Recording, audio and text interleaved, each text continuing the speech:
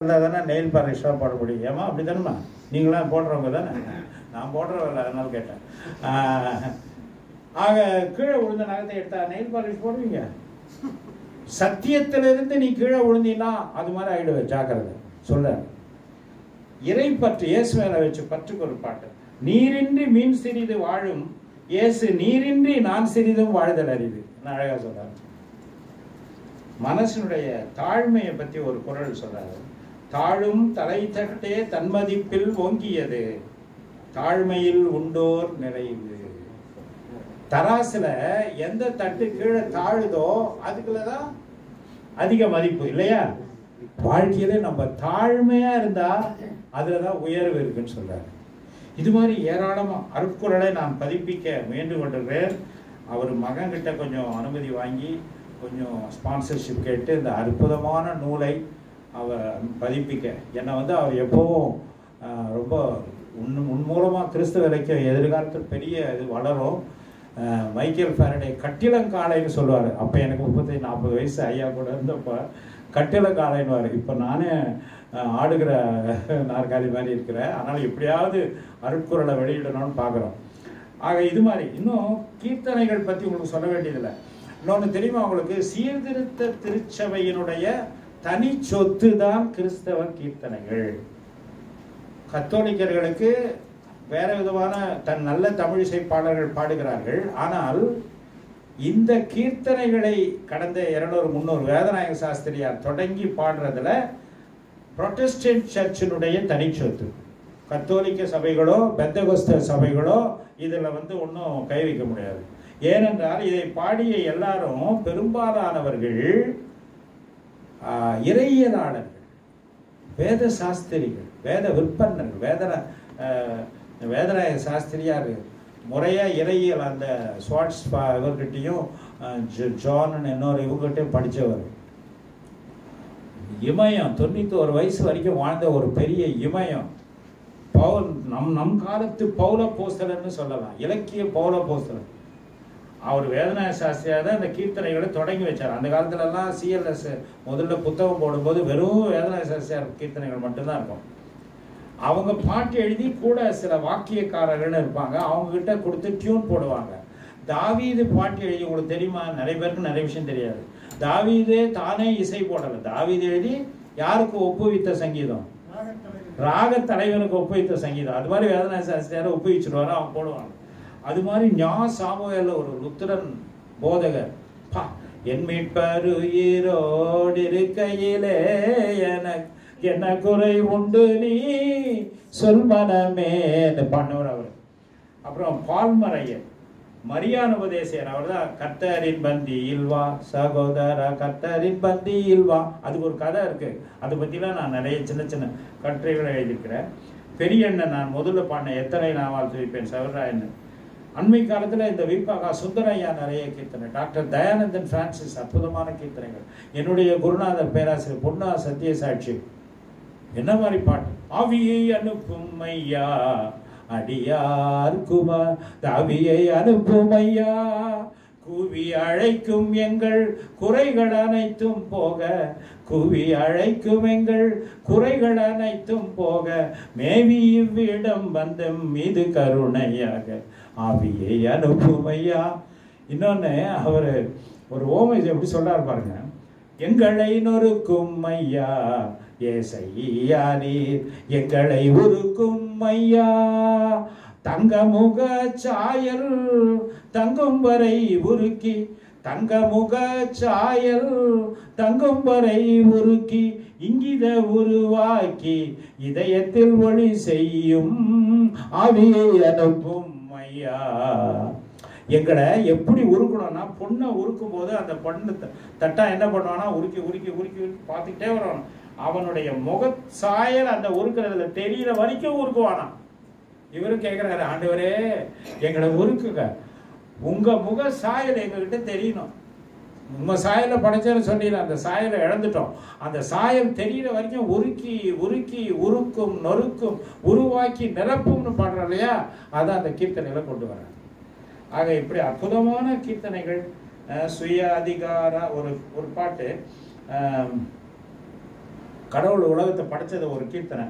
சுயாதிகாரா சுந்தர குமாரா சொந்த போல கந்தனை துறந்து மாதிரி மைந்தானான சுயாதிகாரான்னு சொல்லிட்டு அகிலத்தை ஒரு சொல்லால் அமைத்தானையே, அதை ஒரு பம்பரம் போல் இசைத்தானையே, துகில் போல காயம் அதை படைத்து, அதாவது அகிலத்தை ஒரு சொல்லால அமைச்ச இந்த ஒரு பம்பரத்தை இசைக்கிற மாதிரி இந்த உலகத்தை இசைக்கிறாய், இந்த துணியை ஒரு சுத்தப்படுத்துவது போல இதை நீ சுத்திகரிக்க முடியும் என்றெல்லாம் நிறைய சொல்லிக்கொண்டே போகிறார். இதுல எவ்வளோ கீர்த்தனைகள் மக்கள் மனதில் நிலைத்தது தெரியுமா? நீங்க இலங்கையில் இருக்கீங்க, உங்களுக்கு எப்படி அது புரியும் தெரியல. தமிழ்நாட்டு மக்கள்ல கிறிஸ்தவர் அல்லாதவர்கள் கூட, எனக்கு கூட படித்த பள்ளிக்கூட பையன் எல்லாருமே அந்த காலத்துல, இப்போ கொஞ்சம் எல்லாம் டிங்கு டிங்கு டிங்கு டிங்குன்னு கிட்டார் எடுக்க தெரிஞ்சவங்களாம் கவிஞன் ஆயிட்டான். எல்லாம் ஒரு பாட்டுல ஒரு மண்ணும் இறையியலும் கிடையாது, ஒரு கருத்து கிடையாது, எரிச்சலாக வருகிறது. சாரா நவரோஜ் பாடினாங்க, பெர்க்மன்ஸ் பாடுறாங்க, அவ்வளோ கருத்தோட அழகா எழுதியிருக்காங்க. பெர்க்மன்ஸும் காலப்போக்கில் நீர்த்து போறாரு. நான் ஓப்பனாக சொல்லிட்டேன், தப்பு சொல்லிடக்கூடாது. சாரா நவரோஜ் எனக்கு உறவினரும் கூட. எதுக மோன ஏய்வு நேற்று கவிதை எழுதுகிற பயிற்சி கிளிநொச்சியில் ஆங்கிலிக்கன் சபை இவங்களுக்கு கொடுத்துட்டு வந்தேன். ஒரு 15-20 பேர் தான் இருந்தாங்க. ரொம்ப பயனுள்ளதாக இருந்தது. பல இடத்துல வேணும்னாங்க. கிறிஸ்தவ கவிதைகள் எழுதுகிற பயிற்சி.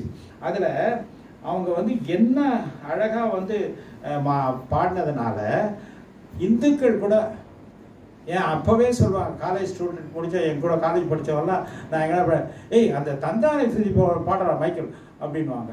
பிராமின் பையன் தந்தானை துதிப்போமே. அது மாதிரி எல்லாருக்கும் கிறிஸ்தவர் எல்லாம் எல்லாம் இயேசுவே நிறைய இந்து சும்மா பாடிக்கிட்டே இருப்பாங்க. சில பேர் எம்ஏ படிக்கும் போதே, நான் படிக்கும்போது வேணும்னே என்னை கிண்டல் பண்ணுறதுக்காகவே நான் வந்தவுடனே எல்லாம் இயேசுவேன்னு. இப்போ எதுக்கு திடீர்னு பக்தி வந்துருச்சு உனக்கு? இல்லை நீ வந்தல்ல, அதனால உன்னை பார்க்கறதுக்காக. அந்த அளவு அவன் மனசுல கிரியை செஞ்சிருச்சு. பெத்தலையில் பிறந்தவரை போற்றி துதி மனமே எல்லா இந்துக்களுக்கும் தெரியும். அது மாதிரி இந்த பாட்டு தேனினி மயிலும் ஜிக்கி பாடுற பாட்டை எல்லாரும் விரும்புவாங்க.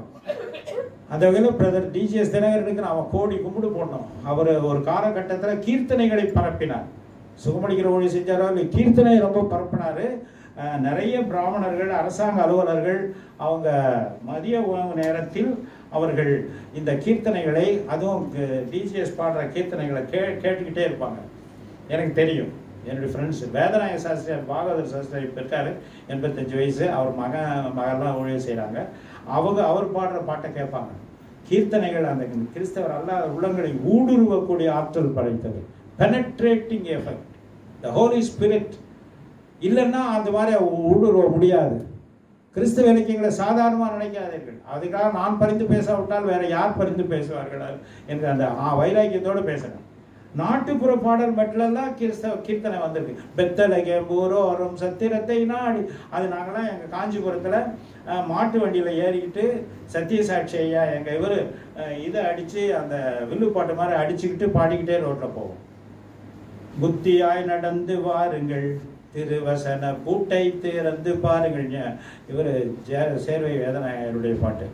அது மாதிரிலாம் நாட்டுப்புற பாடல் விவிலியத்தையே அப்படியே பிழிந்து கொடுக்குற கீர்த்தனை பாடலாம் இருக்கும். அன்பே பிரதானம் சகோதரன், அது 1 Corinthians 13 அதிகாரம் ஃபுல்லாக உங்களுக்கு இதுவாக படிக்கலன்னா பாட்டாக படிச்சிடலாம். இப்போ பரமடர் ஜபம் பாட்டாக படிக்கிறவங்கள பல இடத்துல வானகம் வீட்டு எங்கள் தந்தை, அது மாதிரி இன்னும் வேற மாதிரி பாடினாங்க இன்னொரு சர்ச்சில். அது மாதிரி கீர்த்தனைலாம் அப்படியே பைபிள் அப்படியே தேவ பிதா எந்தன் மேய்ப்பனல்ல முழு பாட்டும் 23ஆம் சங்கீதத்தினுடைய கீர்த்தனை வடிவம். அது மாதிரி நிறைய. இன்னொன்று உங்களுக்கு தெரியுமா, புது கவிதையில் எவ்வளோ கிறிஸ்தவ இலக்கியங்கள் வந்துருக்கு தெரியுமா? என்னுடைய நேரம் நெருங்குகிறது, இன்னொரு 5 நிமிஷம் மிஞ்சினா. பெரியகுமாரன்னு ஒரு கவிஞர் இருந்தார். அவர் என்ன எழுதிட்டார், இவனை சிலுவையில் அறையுங்கள்னு ஒரு புத்தகம்.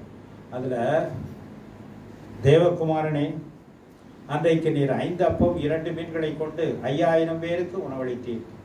இன்றைக்கு 5000 பேருக்கு வேண்டிய உணவை 5 பேரே சாப்பிட்டு கொண்டு இருக்கிறார்கள். ஏதாவது செய்ய. இவராவது கிறிஸ்தவர், தமிழன் தான், ஈரோடு தமிழன், மகாகவி. இப்போ 91 வயசு, எனக்கு குருநாதர். அவரு ஒரு கவிதை எழுதியிருக்காரு. தேவகுமாரனே, நீ திரும்பி வர வேண்டும், ஏனென்றால் எங்களிடம் இன்னும் சில ஆணிகளும் சுத்தியல்களும் ஒளியும் மிச்சம் இருக்கிறது. இப்படிக்கு நவீன யூதர்கள் எதுக்கு திரும்பி வரணும்? புரியுதுல்ல? இதை விட ஒருத்தன் மலையாள கவிஞர் குஞ்சுன்னின்னு ஒருத்தன் புதுக்கவிதை எழுதுவான், அதை தமிழில் பெயர்த்திருக்கிறாங்க. 2 லைன் தான். அதாவது புதுக்கவிதை எப்படி இருக்கணும்னு ஒருத்தர் கேட்டார். புதுக்கவிதைனா சுருக்கமாக இருக்கணும், சுருக்குன்னு தைக்கணும், அதான் புதுக்கவிதை.